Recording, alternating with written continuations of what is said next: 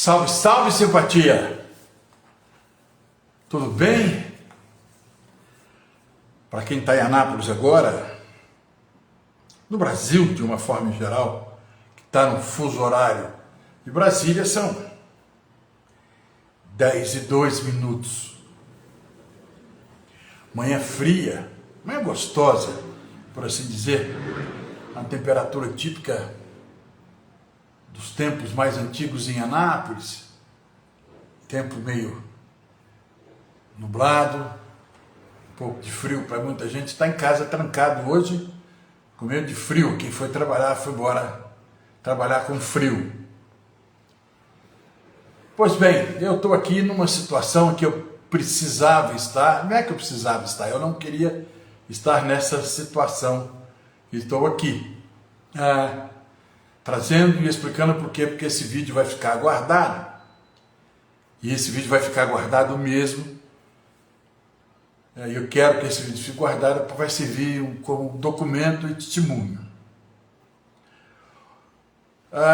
Segunda-feira eu fui convidado por um bom amigo, um grande amigo meu, o Silvio Machado, para que eu desse uma entrevista hoje, às 8:30 da manhã, para as redes sociais de uma rádio aqui de Anápolis, uma rádio Manchester. Uma rádio de que se notabilizou quando os irmãos Santilhos, Henrique e Ademar Santilho, e também meu querido amigo Romualdo, um amigo virtual, mas a quem volta e meia eu ouço, uma família que se notabilizou pela luta nos anos de chumbo, dos anos da ditadura militar, como uma força e uma voz. Janeiro de 1973, teve seus transmissores invadidos brutal e violentamente pela Polícia Militar do Estado de Goiás, por determinação direta do então governador, Leonino Caiado, carregando nos braços metralhadoras apontadas ao humilde funcionário. Na madrugada de 31 de janeiro, tentava-se calar uma voz, a voz do povo. Então, para essa rádio Manchester, altaneira, vanguardista, né, lutadora, por lá passamos jornalistas brilhantes. Recentemente, muitos jornalistas lá fizeram carreira e se destacam em diversos outros campos do jornalismo brasileiro. Mas esses três irmãos, principalmente o doutor Henrique, que mais notabilizou-se por uma luta contrária à direita. E eu fui lá hoje, achando que fosse dar uma entrevista para jornalistas. E lá estavam Silvio Machado, Carlos Cândido, Serleiser Araújo e uma moça, Fernanda. Simpática, por sinal, e eu, distraído às vezes, confundi com Patrícia, mas é minha queridíssima Fernanda. Muito bem, recebendo aqui no estúdio da Rádio Manchester, nosso irmão camarada, doutor Eugênio Lourenço Dias. Tudo bem com o senhor, doutor Eugênio? Bom dia. Bom dia, Lucivan. Vou fazer pela ordem aqui. Isso. Bom dia, meu querido amigo Carlos Antônio. Bom dia. Bom dia, meu ex-aluno Serleiser. Bom dia, doutor. Bom dia, a Patrícia. Patrícia? Não. Fernanda. Isso é coisa do Franquinei, viu? Fernanda Patrícia. Patrícia Fernanda. Pegou. Ela já acostumou com o nome Patrícia. Tem muita gente chamando de Patrícia, viu, doutor Eugênio? Não. A entrevista fluía bem. Eu comecei até, de certa forma, a me expondo. Uma forma descontraída. E essa entrevista está no YouTube, está na Rede Manchester, tá? Salvo se eles tiverem apagado essa entrevista. Mas muita gente na cidade ouviu, não é? Eu presumo que muita gente na cidade tem ouvido. E é para essas pessoas que eu estou. Talvez se você não tenha visto, eu te digo que primeiro você deve ver a entrevista no YouTube, se ainda estiver lá, tá? E depois continuar vendo a live. Enfim, todos sabem subterraneamente eu vou utilizar uma expressão agora do meu querido amigo Newton Carlos, da diretiva, da executiva do PSOL estadual, que diz que essa rádio é um puxadinho do prefeito Roberto Naves.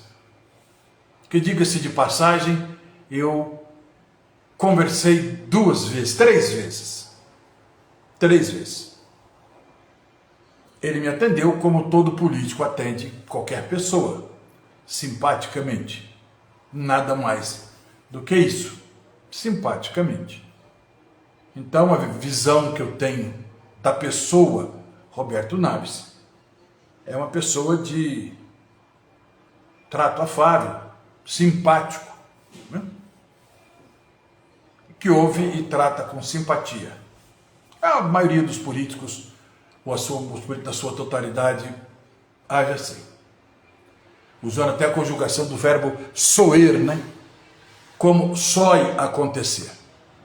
Meu amigo mestre eterno, o Dom Casimiro entrou, eu não sei se ele ouviu o que aconteceu hoje de manhã, tomara que não, porque foi alguma coisa desagradável para quem viveu e para quem ouviu. Para mim foi ótimo. Para mim foi ótimo porque eu disse uma coisa que há muito tempo eu precisava dizer. O que eu disse? Ao ser questionado de uma forma esdrúxula, um tanto quanto desagradável, sabendo ele que eu sou um candidato de esquerda, a todo instante queria questionar aonde ou até onde iria aquilo que se chama de que aquilo que eu apresentava ou me apresentava como candidato de esquerda.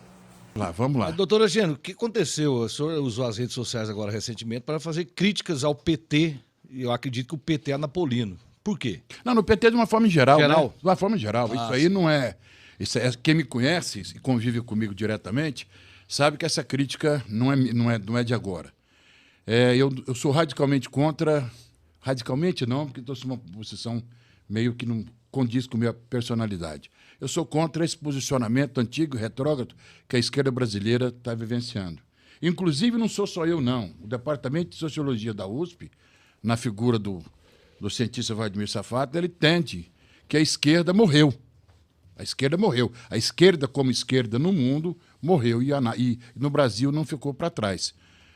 Não procurou se moldar-se às novidades do século XX e XXI e manteve-se com um discurso retrógrado lá dos anos 40, 30 até 50 do século passado e não evoluiu nesta tendência de imaginar que o mundo sofra por transformações. E é aquilo que alguns chamam hoje de segmentarismo. O que é isso? A esquerda hoje ela tem que estar preocupada muito mais com minorias do que propriamente com a eterna luta de classe, que essa luta de classe não existe mais. O que difere o PSOL do PT? Muita coisa. Se ambos são de esquerda. Nós somos de mesma origem. Isso não tem como a gente discutir isso, Carlos. Nós somos de mesma origem. A mesma origem de esquerda. E o PSOL nasceu de uma dissidência do PT. Ponto. A partir daí, nós criamos uma esquerda moderna. Uma esquerda que está voltada para o coletivo. Nós temos as nossas preocupações com as minorias. Nós não estamos preocupados especificamente com a política dos negros. Nós estamos também preocupados com a política dos pretos. Mas nos preocupamos com as políticas dos idosos, preocupamos com o idatismo no Brasil, que está violentíssimo. O sujeito, a partir de uma determinada idade, ele já não se presta mais. Ele já não serve mais a não ser para o aposentado. Nós estamos estamos contra a figura do que é colocado, da marginalização que é feito para as comunidades LGBTQIA no Brasil, criando violências em cima dessa classe de pessoa, desse gênero de pessoa, por assim dizer.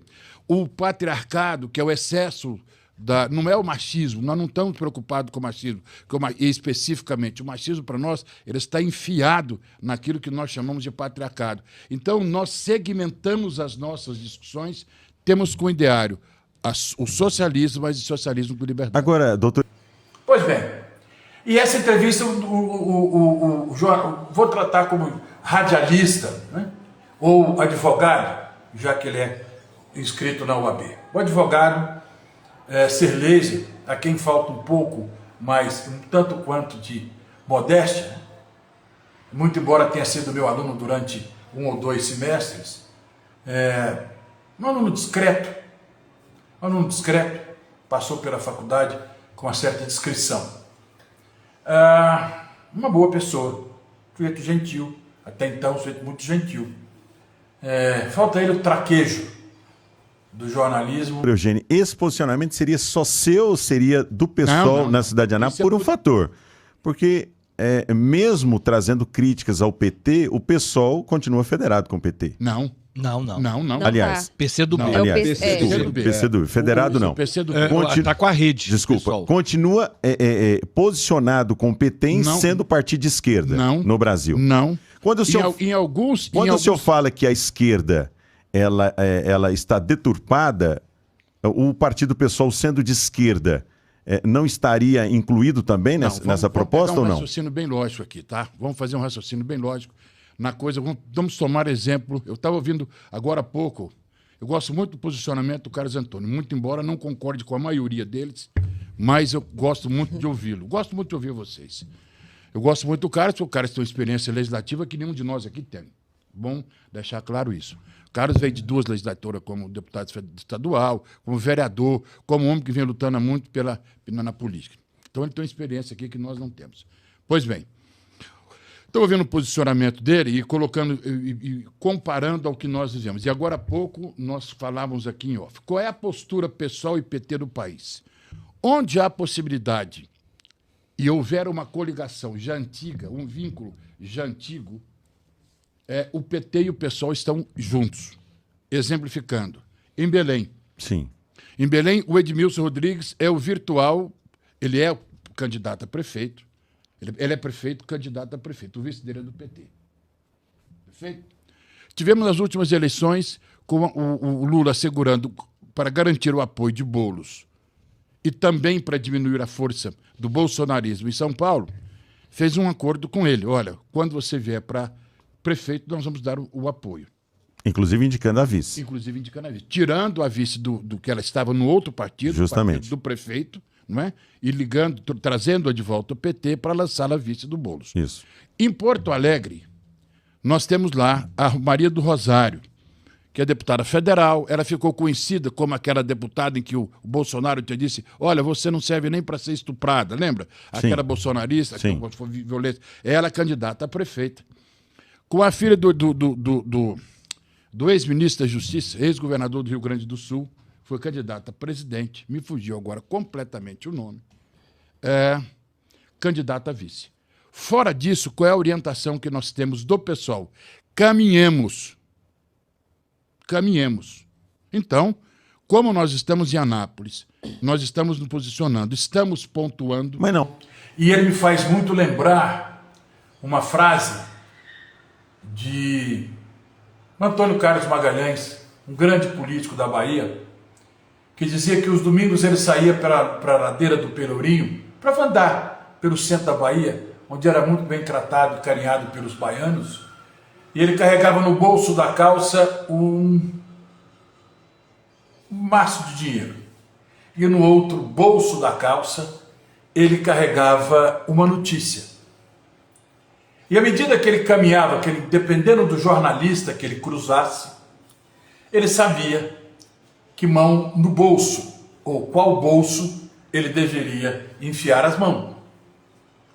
E toda vez que eu vejo o senhor Serlese Araújo, o advogado Serlese Araújo, que acaba de ingressar aqui, eu me lembro dessa frase de Antônio Carlos Magalhães, de saber em qual mão, em qual bolso ele meteria a mão. Se era a mão com dinheiro ou se era a mão do bolso da notícia. Quero fazer aqui um juízo de que talvez um político ou alguém, quando encontre o jornalista, o colega, enfie a mão sempre no bolso onde tem a notícia. Presumo que seja assim. Então, eu quero deixar claro que esse espaço aqui é meu. Essa live é minha. E como eu sou advogado há 30 anos e sou criminalista, eu não vou beirar a margem do crime. Eu não vou beirar a margem da indelicadeza.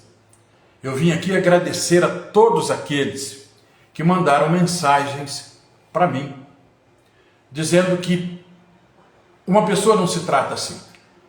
O entrevistado não se trata assim. Eu também concordo. Por maiores que fossem as estultices que eu falasse, por maiores que fossem as besteiras que eu dissesse, eu não merecia ser tratado com tamanha indelicadeza,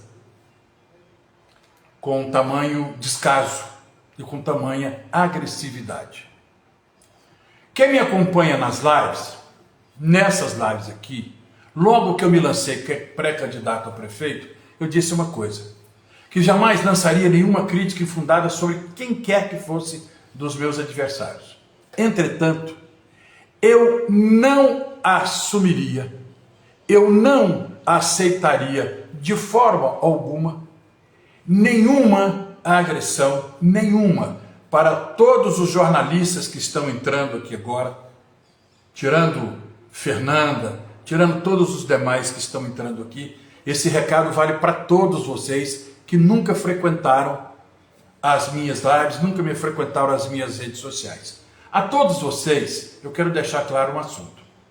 Eu não vou agredir ninguém, porque não faz traço da minha personalidade.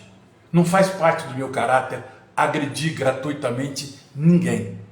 Eu tenho 65 anos de idade, tenho minha carteira assinada desde março de 1982, 42 anos de CTPS, regiamente assinada, já era para eu ter me aposentado.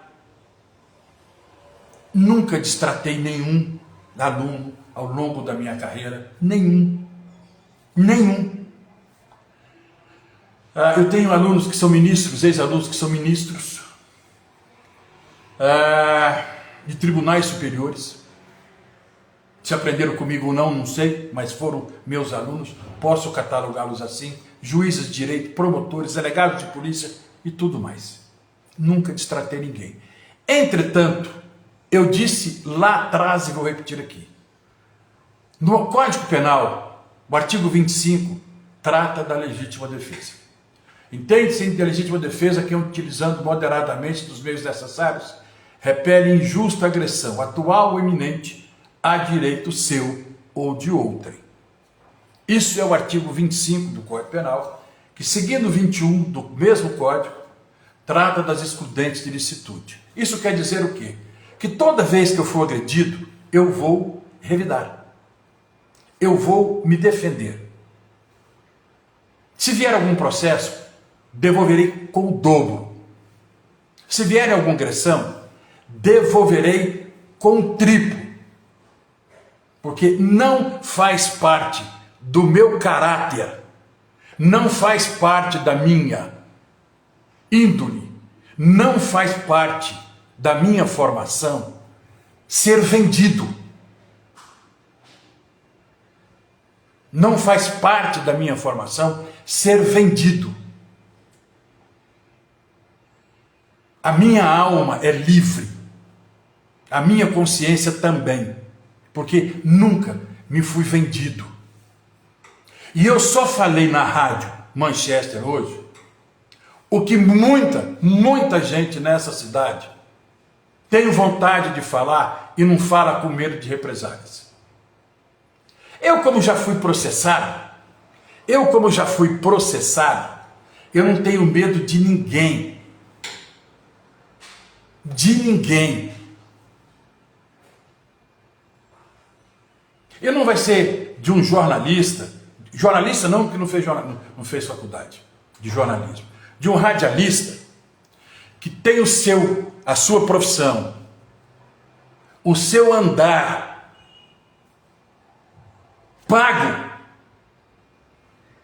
para elogiar pessoas, porque aí eu não sei quem é que tem o maior, quem é o maior. Por isso que político nunca vai perder a cara de pau. Político desonesto nunca vai perder cara de pau por isso. Porque sempre terá alguém em posição inferior, que está elevando o ego porque recebe para isso.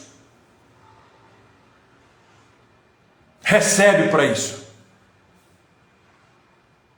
Não podemos então só entrou em incoerência agora, porque vamos analisar. Se o vereador... Não, deixa eu concluir agora. Se o vereador Marcos Carvalho, que é do Partido dos Trabalhadores, é de oposição à atual administração, que é do Roberto Naves, que é um governo de direita, ele recebe ali na Câmara Municipal um projeto que é bom para a sociedade, porque ele é de esquerda, tem que votar contra? Eu não disse isso. O senhor avaliou as votações dele? Eu não disse isso.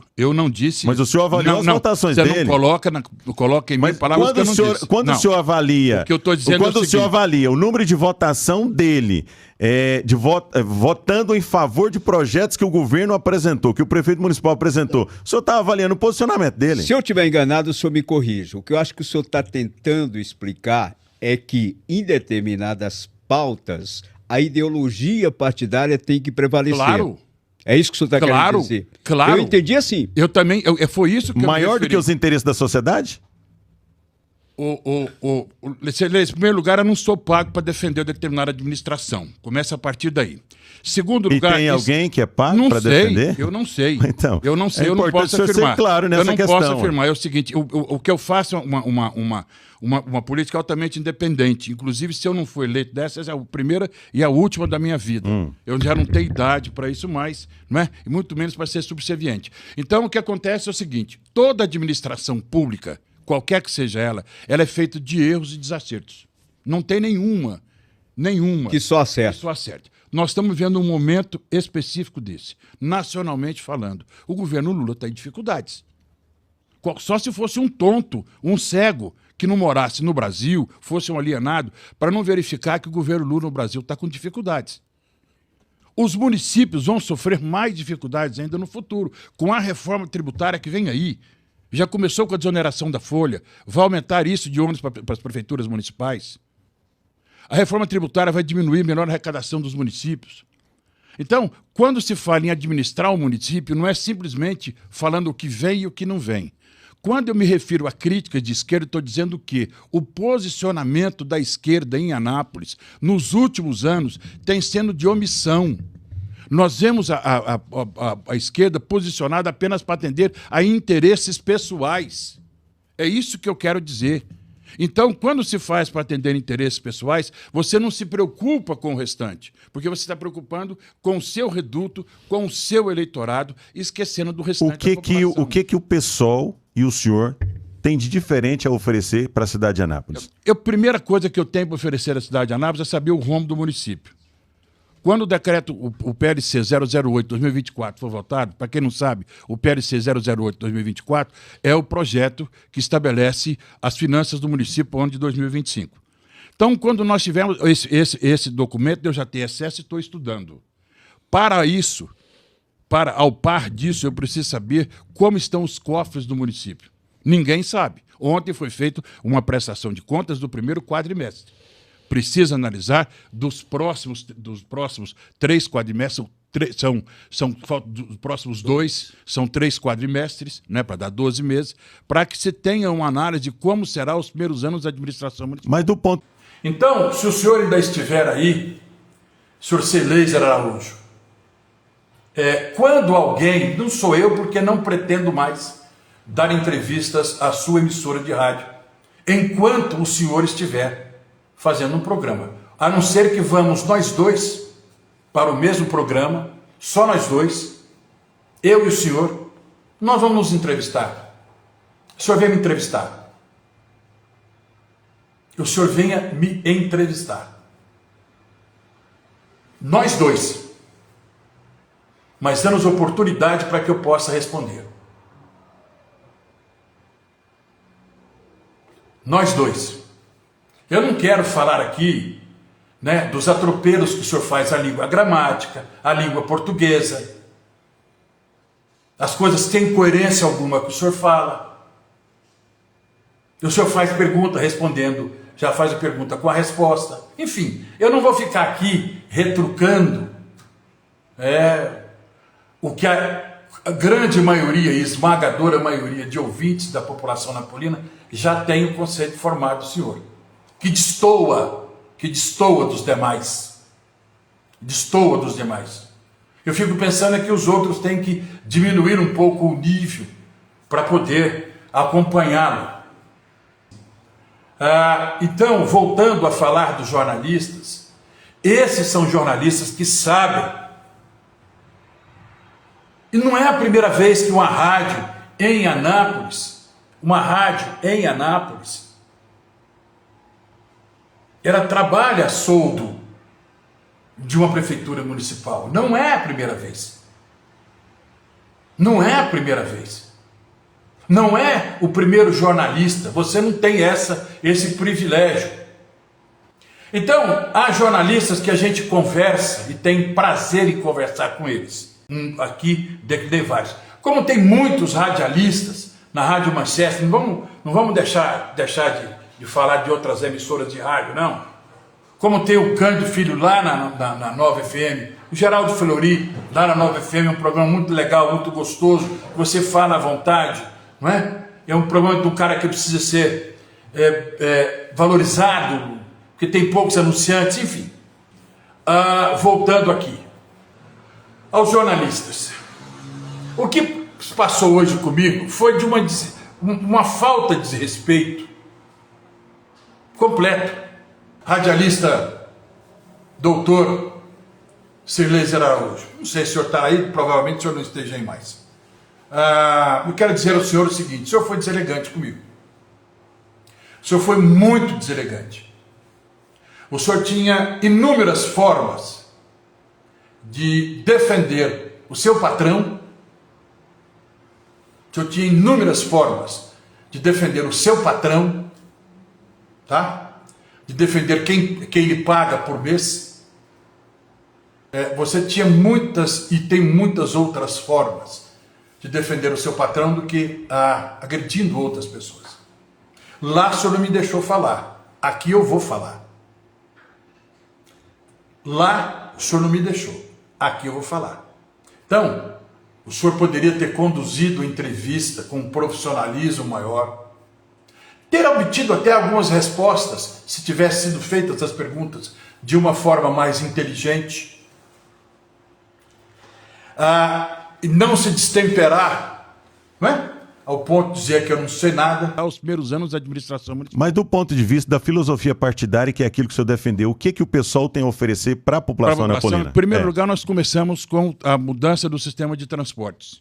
A tendência do PSOL é a privatização, a estatização do transporte municipal, com oferecimento do transporte. É o município assumir a responsabilidade do transporte. Universal, público e gratuito para a população.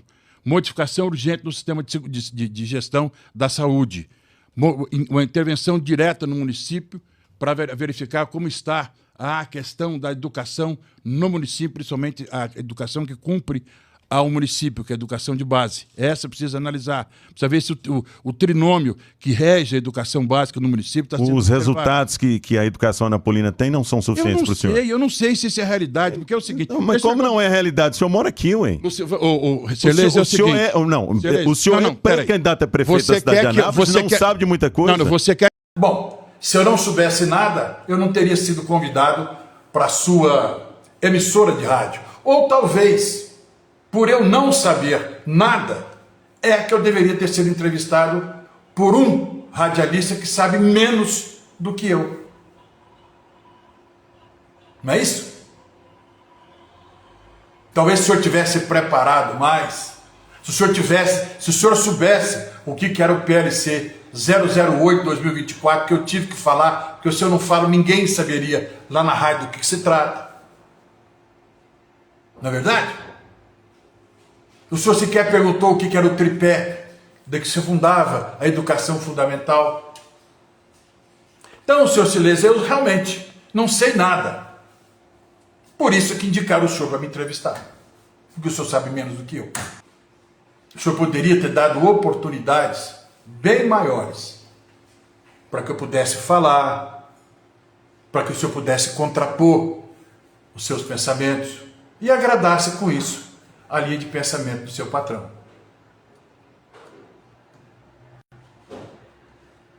Eu estou direcionando essa entrevista e essa fala única e exclusivamente ao senhor Serleiser Araújo. A minha fala é para o senhor, que o senhor é que foi agressivo comigo, o senhor é que foi mal educado, o senhor se mostrou um despreparado para a função que o senhor está tentando exercer, desrespeitando a muita gente.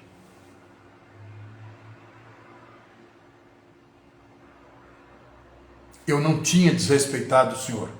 Nunca passou pela minha cabeça lhe desrespeitar, como eu não lhe desrespeitei. Não mesmo. Agora, agressões gratuitas, senhor Serleiser, eu não vou admitir, não. Aqui nessa cara tem bril, tá? Bril, muito.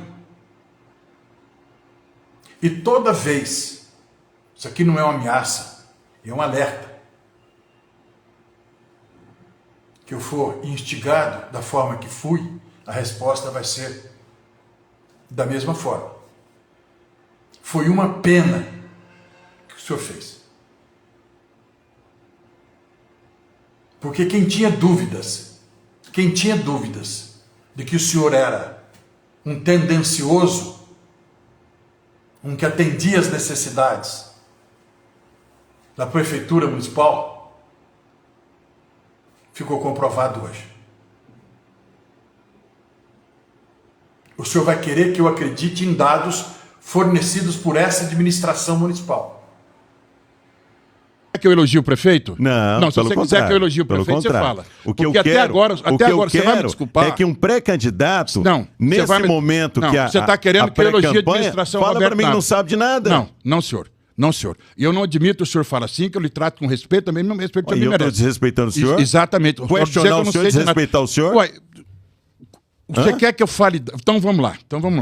Se eu quiser fazer um dado, que esse dado me prevaleça, muito simples. As escolas públicas fazem isso. E como o ex-prefeito é egresso da escola pública, ele sabe muito bem como é que faz aumentar o índice de educação. Muito simples. Reúne os melhores alunos e analisa e verifica apenas a qualidade daqueles alunos. Vê quanto é que vai dar o Ibope disso, a porcentagem desse aluno. Pega o melhor aluno de cada uma das escolas e analise-os. Pega os alunos de cada uma das escolas, pega cada um do CIMEI, pega o melhor de cada um e bote numa sala e faça o exame de verificação para todos. Vê o resultado que vai dar isso. Isso é simples, as escolas particulares fazem isso, as universidades fazem isso para exame de admissão de curso. Agora, querer dizer que o ensino municipal é o ensino de referência no Brasil, por favor, vamos com calma. Se fosse assim, nós não teríamos esse índice de reclamação. Se esse índice de reclamação está havendo, não é por causa que a esquerda está insuflando esse índice de reclamação. É a mesma coisa que querer dizer que o sistema de saúde no município é o melhor e exemplificar para todos. Não é. O senhor vai querer que eu fale de dados de uma administração capenga que claudica a todo momento. Que dos nove pré-candidatos, tem um só que fala dessa administração. Eu tenho uma carreira, filho. Eu tenho uma carreira. E a minha carreira não foi vendendo a minha alma para prefeito. A minha carreira não foi feita de cargos públicos em que eu consegui vendendo a minha alma, o meu caráter, a minha honra.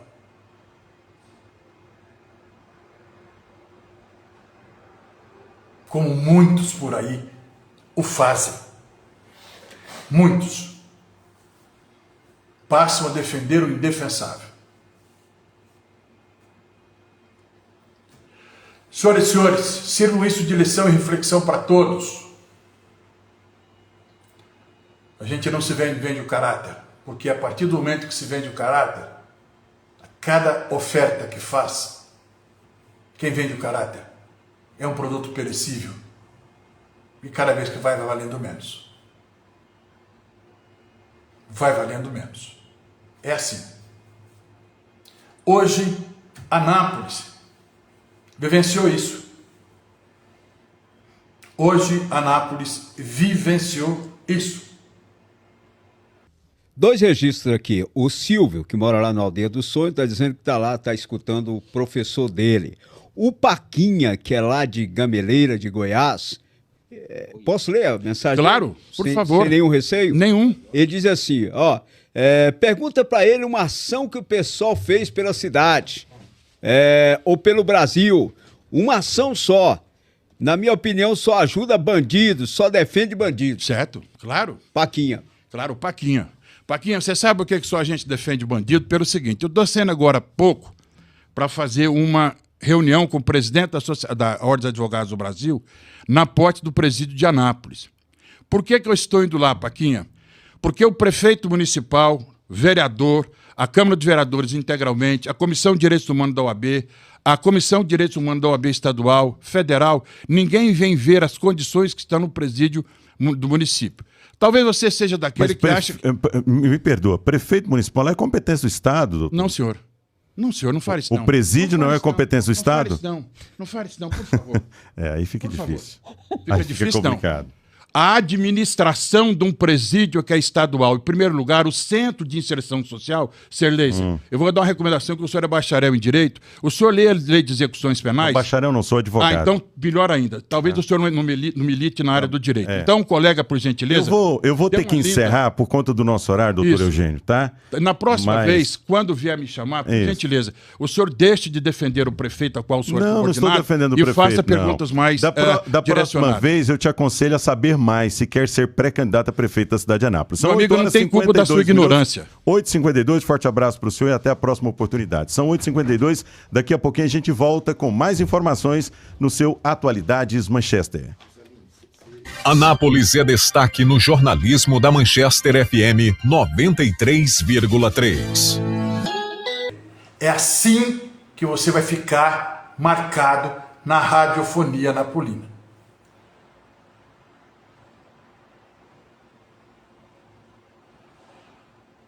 Um ataque vil, traiçoeiro, e covarde. Você foi covarde, porque você não me deixou terminar e saiu desligando os microfones. Você foi covarde. Isso não é a posição de um jornalista corajoso. Isso não é. Isso mostra mais uma vez o quanto a soldo você está. E infelizmente, Celise, o quanto te pagam é muito. O quanto te pagam é muito. É muito. Um beijo grande. Lembre-se que amanhã é um dia que os cristãos alguns cristãos têm para reverenciar o Espírito de Deus da Páscoa, Corpus Christi. Um dia também de reflexões. Fiquem com Deus. Siga o ensinamento do maior ser que já caminhou por esta serra. O maior ser que já caminhou por estas terras.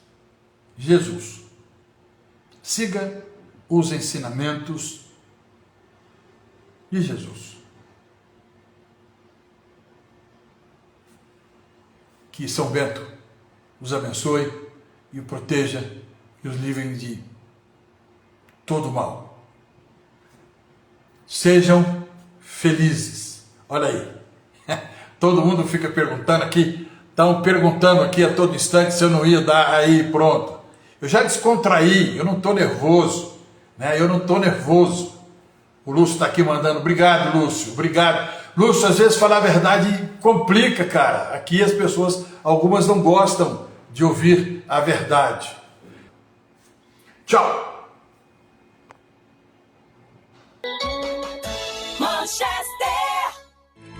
Janeiro de 1973, teve seus transmissores invadidos brutal e violentamente pela Polícia Militar do Estado de Goiás, por determinação direta do então governador, Leonino Caiado, carregando nos braços metralhadoras apontadas a humildes funcionários.